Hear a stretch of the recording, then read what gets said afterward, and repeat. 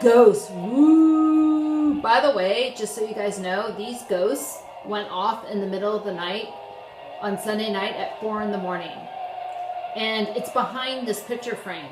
So I don't know, it goes off by sensor. So there was something in the house that set it off. And I was in my bed with the dogs. So I don't know, it scared the living Newton nanny out of me, and I haven't slept well since. But anyways, happy Halloween. And also, I'm wearing my breast cancer awareness pin of the week. Thanks, Teresa. I forgot to wear it last week. And then, look, I got a new football t-shirt, guys. This is my new Tennessee Titans, because you know I love the Titans. Thanks, Mom. So my mom went to the game last week, and she got me this cute shirt. So I really love it.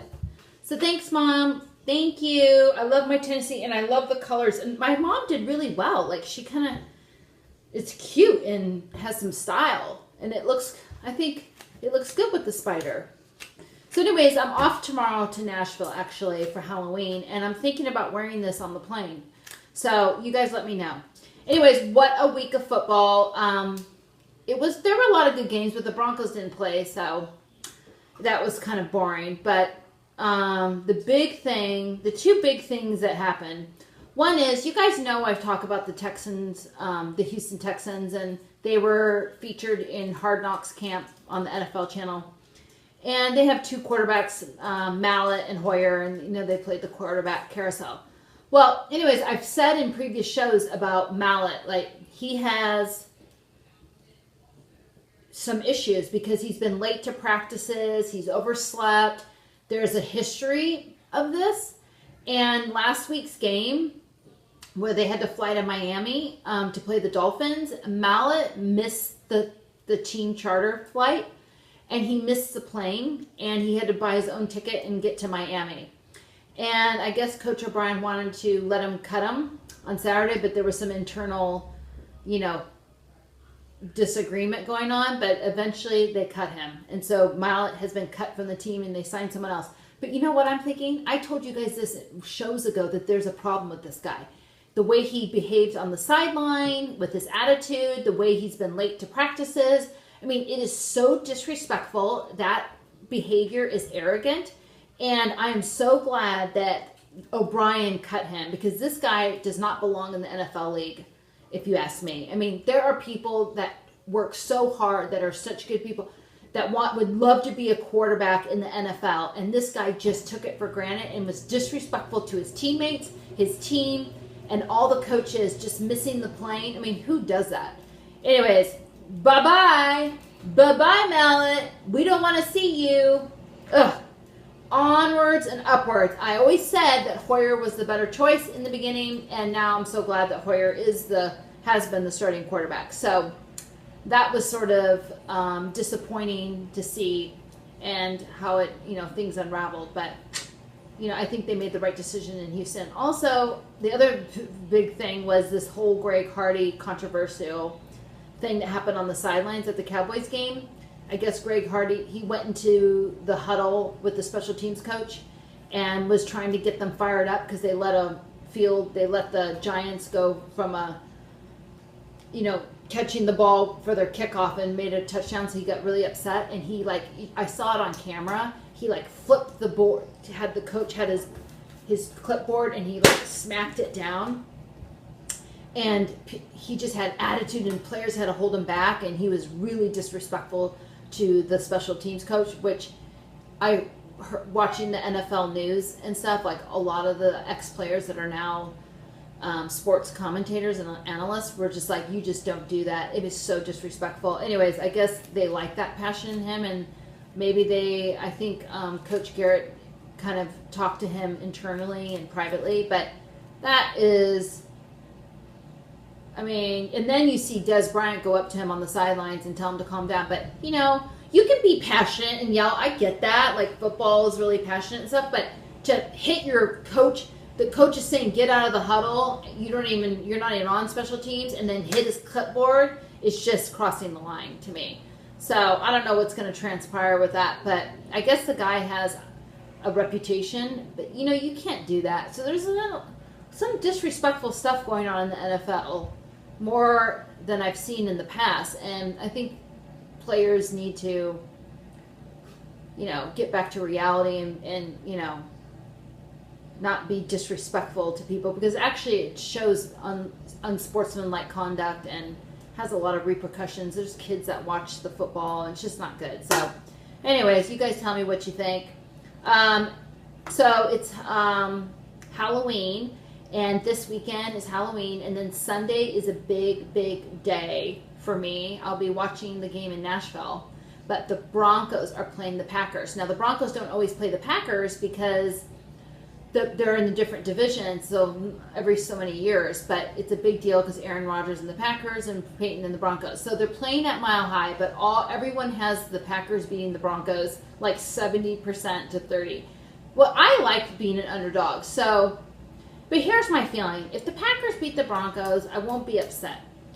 But my big thing is I want the Broncos to beat the Patriots when the Patriots come to Mile High, because that win actually matters in our AFC, because that win can decide if we go all the way to the AFC Championship, where it's played, either in Foxborough or Mile High. So I think the game's going to be closer, but I think it's good that the Broncos go into the game with a chip on their shoulder, because everyone thinks they're going to lose. So I think that gives you more fire. So we'll see.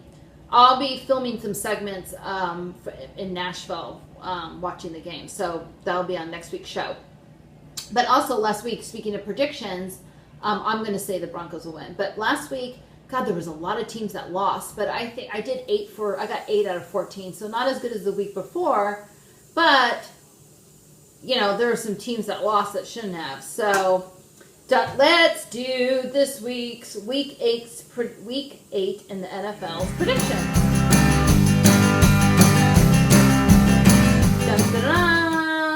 FDWD's predictions. You notice I don't do that thing anymore because my brother hates it. So, okay, tomorrow night, Dolphins at Patriots. Well, the Dolphins are just feisty as all.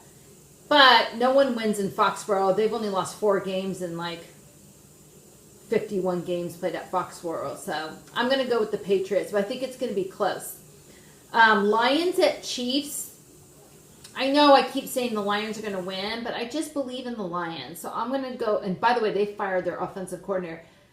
I just believe in the Lions. They still have all the same people that made them so great, except Dominic Suh, except the one defense guy. I'm going to go with the Lions. Buccaneers at Falcons. I'm going with the Falcons. Cardinals at Browns. I'm going with the Cards. 49ers at Rams. Sorry, 49ers. I'm going with the Rams. Giants at Saints. Well, that's a hard game to pick. I really want the Giants to win. I don't know. I'm going. This one could go either way, but I'm going to say Giants. Vikings at Bears. I'm going with the Vikings. Chargers at Ravens. I'm going with the Ravens. Bengals at Steelers. I'm going with the Bengals. Titans at Texans. That's another toss-up. I'm going to go with the Texans. Jets at Raiders. That's not easy because the Raiders are doing really well. However, I think it's going to be close, but I think the Jets will pull it out. Seahawks at Cowboys. Well, if Tony and Dez and everyone was playing, I would say Cowboys, but I think the Seahawks are going to win. Green Bay at Denver. Broncos, even though I'm part of the 30% that think so, and 70% of the nation thinks the Packers are going to win. And then the Colts at Panthers, Monday Night Football. Ooh, that's going to be a really good game. But I'm going with my man, Cam the Man. I'm going with the Panthers. So those are those predictions. Let's see if I do better this week. I'm just wanting to get 14 for 14. I will do it. I will do it this season. Anyways, you guys, so it's Breast Cancer Awareness Month with the NFL, and I got my pin, which I love. So I just wanted to close out this last week's show because next week will be November, and I think it's Prostate Cancer Month in November, if I remember, and everyone grows beards. But anyways, I just wanted to dedicate this show, and my unsung hero is with a girlfriend of mine who has stage 4 breast cancer, Marie Walker Riddle, and she has a 5-year-old daughter and like a 14-year-old son, and she's been working full time and raising her children, and cooking and doing everything and taking care of her husband. I mean, they help too, but she's just fought the fight, and she has remained positive through this whole process.